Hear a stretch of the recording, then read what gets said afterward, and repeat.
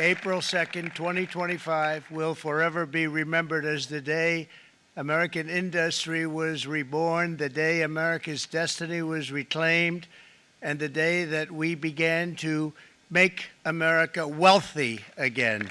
Yeah. The president just spoke on what's going down, and we're going to talk about it. For the longest time. Whoa. For the longest time. Percocet, Miley Percocet, Percocet, Miley Percocet, Percocet, got it. What is up, guys? Welcome on back to TK's Garage. And yeah, President Trump just had a huge gaggle of press and administration outside as he spoke on everything concerning tariffs and went into detail. But without further ado, I mean, I could explain what he said, but I think it's better for you to just see it up front. Major thank you to the White House for sending us the link for White House video for you guys to see that. So definitely go check that out. And might have an update for you guys on that White House press pass coming soon. So that's pretty big news. But let's go ahead and I'm going to run what the president said in its entirety. It's like 7 minutes or something like that. Dealing with autos and tariffs, and then we'll come back and discuss, and then we'll talk about some of the other stuff that was applied. Thank you very much. Thank you. Nice crowd. What a good-looking group of people. Well, we have some very, very good news today, and a lot of good things are happening for our country. Please sit down. My fellow Americans, this is Liberation Day. Waiting for a long time.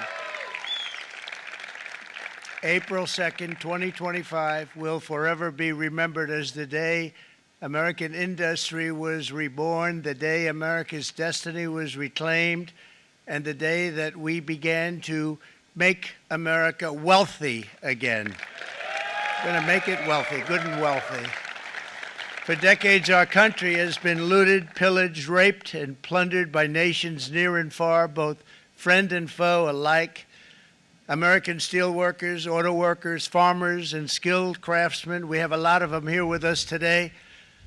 They really suffered gravely. They watched in anguish as foreign leaders have stolen our jobs, foreign cheaters have ransacked our factories, and foreign scavengers have torn apart our once beautiful American dream. We had an American dream that you don't hear so much about. You did 4 years ago. And you are now, but you don't too often, and for many years and decades even, you didn't hear too much about.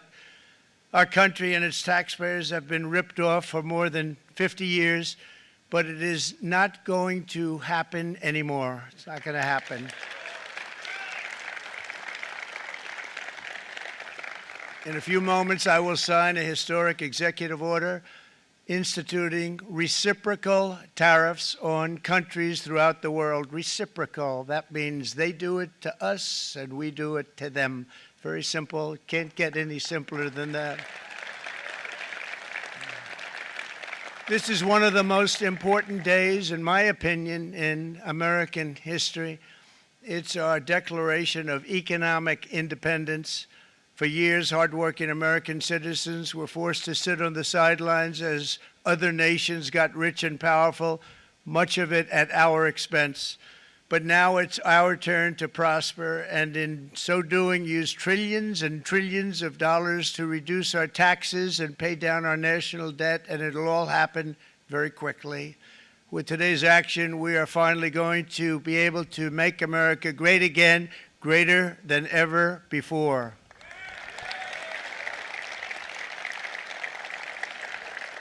Jobs and factories will come roaring back into our country, and you see it happening already. We will supercharge our domestic industrial base. We will pry open foreign markets and break down foreign trade barriers. And ultimately, more production at home will mean stronger competition and lower prices for consumers. This will be indeed the golden age of America. It's coming back, and we're going to come back very strongly. We're pleased to be joined on this momentous occasion by Vice President J.D. Vance. J.D., thank you. Thank you. Thank you very much. Where are you, J.D.? No, that wasn't too hard to find. I was looking, he likes to take a low-key attitude, so usually we sit right in front. He's gaining a lot of confidence, Mike, isn't he? And nearly my entire cabinet is here, as well as Speaker Mike Johnson, who's done an amazing job. And with the great success we had last night in Florida, we have a majority of 7, and 7's like a lot when we had it at 1, right? You've done a fantastic job, and many of the members of the House and Senate are with us. Senators, Congressmen, thank you all for being with us. We appreciate it. For decades, the United States slashed our trade barriers on other countries, while those nations placed massive tariffs on our products and created outrageous non-monetary barriers to decimate our industries. And in many cases, the non-monetary barriers were worse than the monetary ones. They manipulated their currencies, subsidized their exports, stole our intellectual property, imposed exorbitant VAT taxes to disadvantage our products, adopted unfair rules and technical standards, and created filthy pollution havens. They were absolutely filthy, but they always came to us and they said, we're violating, we should pay for it. It's all detailed in a very big report by the U.S. Trade Representative on Foreign Trade Barriers, and I'll just hold it up for you. It's available, and you don't have to pay too much. As I understand it, you'll pay nothing. It's a lot of work for something, actually, because it's a special book. It's frankly, it's very upsetting when you read it, when you see what people have been doing to us for 30 years. This all happened with no response from the United States of America, none whatsoever. But those days are over. Let me offer just a few examples of the vicious attacks our workers have faced for so many years. The United States charges other countries only a 2.4 tariff on motorcycles. Meanwhile, Thailand and others are charging much higher prices, like 60%. India charges 70%. Vietnam charges 75%, and others are even higher than that. Likewise, until today, the United States has for decades charged a 2.5 tariff. Think of that, 2.5% on foreign-made automobiles. The European Union charges us more than 10% tariffs, and they have 20% VATs, much, much higher. India charges 70%, and perhaps worst of all are the non-monetary restrictions imposed by South Korea, Japan, and very many other nations. As a result of these colossal trade barriers, 81% of the cars in South Korea are made in South Korea. 94% of the cars in Japan are made in Japan. Toyota sells 1 million foreign-made automobiles into the United States, and General Motors sells almost none. Ford sells very little. None of our companies are allowed to go into other countries. And I say that, friend and foe, and in many cases, the friend is worse than the foe in terms of trade.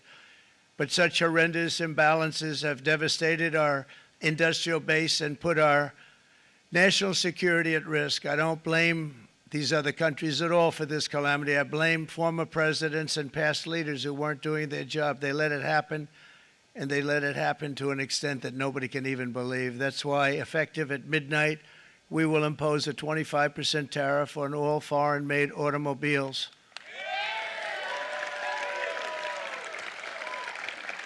Thank you. Brian, I'd like to have you come up here for a second, okay? I just see him sitting. He's been a fan of ours, and he understands this business a lot better than the economists, a lot better than anybody. Brian, say a few words, please, would you? Thank you, Mr. Thank you. President. It's a great honor to have you. Thanks. Thank you, Mr. President. I grew up just north of Detroit, Michigan, in Macomb County, known as the home of the Reagan Democrats. My first vote for president was for Ronald Reagan. I thought that was going to be the best president I ever saw in my lifetime until Donald J. Trump came along.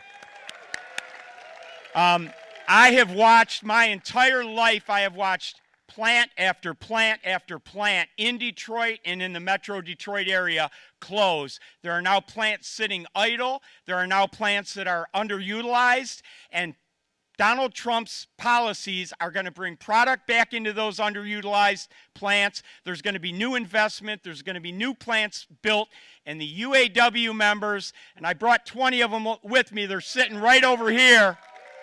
We support Donald Trump's policies on tariffs 100%. So, Mr. President, we can't thank you enough. And in 6 months or a year, we're going to begin to see the benefits. I can't wait to see what's happening 3 or 4 years down the road.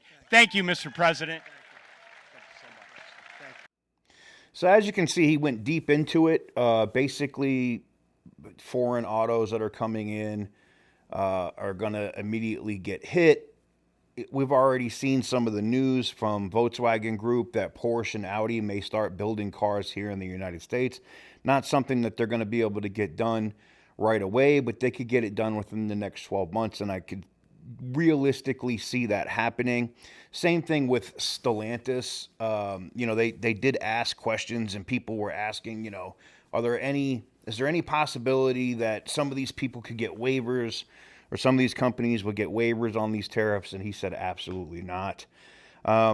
Went into a little bit more detail in all of the different countries and how much he was going to charge each of the individual countries. And I'm going to roll that now. We got that from Fox News. So without further ado, roll it. So if you look at that, China, first row, China, 67%. That's tariffs charged to the USA, including currency manipulation and trade barriers. So 67%, I think you can, for the most part, see it. Those with good eyes, with bad eyes. We didn't want to it's very windy out here. We didn't want to bring out the big charts because it had no chance of standing. Fortunately, we came armed with a little smaller chart. So it's 67%, so we're going to be charging a discounted reciprocal tariff of 34%. I think, in other words, they charge us, we charge them less. So how can anybody be upset? They will be, because we never charge anybody anything, but now we're going to charge. European Union, they're very tough, very, very tough traders. You think of European Union, very friendly. They rip us off. It's so sad to see. It's so pathetic. 39%, we're going to charge them 20%, so we're charging them essentially half. Vietnam, great negotiators, great people. They like me, I like them. The problem is they charge us 90%. We're going to charge them 46% tariff. Taiwan, where they took all of our computer chips and semiconductors. We used to be the king, right? We were everything. We had all of it. Now we have almost none of it, except the biggest company is coming in. We're going to end up with almost 40%. Lee Zeldin's working to get their approvals. And it's an amazing company. Mr. Wei, of one of the great companies of the world, actually. They're coming in from Taiwan, and they're going to build one of the biggest plants in the world, maybe the biggest for that. But 64%, we're going to charge them 32%. Japan, very, very tough, great people. And again, I don't blame the people for doing it. I think they're very smart in doing it. I blame the people that sat right in that Oval Office, right over there, right behind the Resolute desk or whichever desk they chose. Japan, 46%. They would charge us 46%, and much higher for certain items like cars, little items like cars. 46%, we're charging them 24%. India, very, very tough, very, very tough. The Prime Minister just left. And he's a great friend of mine, but I said, you're a friend of mine, but you're not treating us right. They charge us 52%. You have to understand, we charge them almost nothing for years and years and decades. And it was only 7 years ago when I came in, we started with China and charged them. We took in hundreds of billions of dollars from China in tariffs. And they understood, honestly. President Xi understood. He said, look, I understand. And the other countries, and they all understand. We're going to have to go through a little tough love, maybe, but they all understand. They're ripping us off, and they understood it. Prime Minister of Japan, Shinzo Abe. He was a fantastic man. He was unfortunately taken from us, assassination. But I went to him and I said, Shinzo, we have to do something. A trade is not fair. And he said, I know that. I know that. And he was a great gentleman. He was a fantastic man, but he understood immediately what I was talking about. I said, Shinzo, we have to do something. He said, I know that. And we worked out a deal, and it would have been a much better deal, but frankly, there were many years left on the deal that was made previous to my getting there, but it was something. If you look at Switzerland, 61% to 31%, Indonesia, Malaysia, Cambodia, oh, look at Cambodia, 97%. We're going to bring it down to 49. They made a fortune with the United States of America. United Kingdom, 10%, and we'll go 10%. So we'll do the same thing. South Africa, 60%, 30%, and they've got some bad things going on in South Africa. You know, we're paying them billions of dollars, and we cut the funding because a lot of bad things are happening in South Africa. The fake news ought to be looking at it. They don't want to report it. Brazil, 10%, 10%. Bangladesh is 74%. So you see what's going on. Pakistan, 58%. Sri Lanka, 88%. So what we're doing is we're taking not the full, we could take the full 88%. Thanks a lot. He's doing a very good job. How's he doing, all right? I think you better take it with you. It's not going to last very long. He's going to put it, it's going to follow you down with the wind. I brought a hat just in case it got too windy, but here, would anybody like a hat? I'm not giving it to a cabinet. I'm giving it to the auto workers. Come here.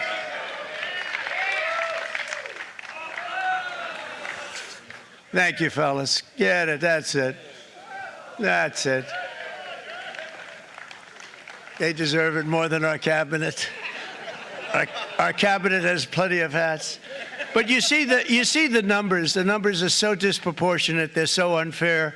At the same time, we will establish a minimum baseline tariff of 10%. You notice that on the chart? And that'll be on other countries to help rebuild our economy and to prevent cheating. So we're going to have a minimum of cheating, and we're going to be very severe on the people that at the gate that watch the tariffs and watch the product coming in, because there's been a lot of bad things happening at the gate. So, look, is there an immediate impact on me or you, the consumer? Not immediately. And let me explain what that means.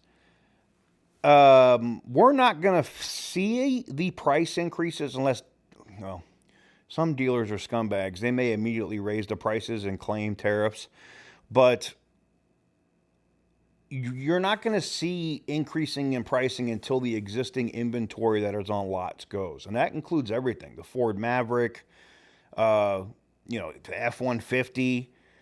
It's amazing when you think of American cars and trucks, and they got into detail on stuff like the Chevy Trax. I was watching on Bloomberg today that the Trax is really Korean, right? Like the amount of American parts and assembly on that car is like 2%.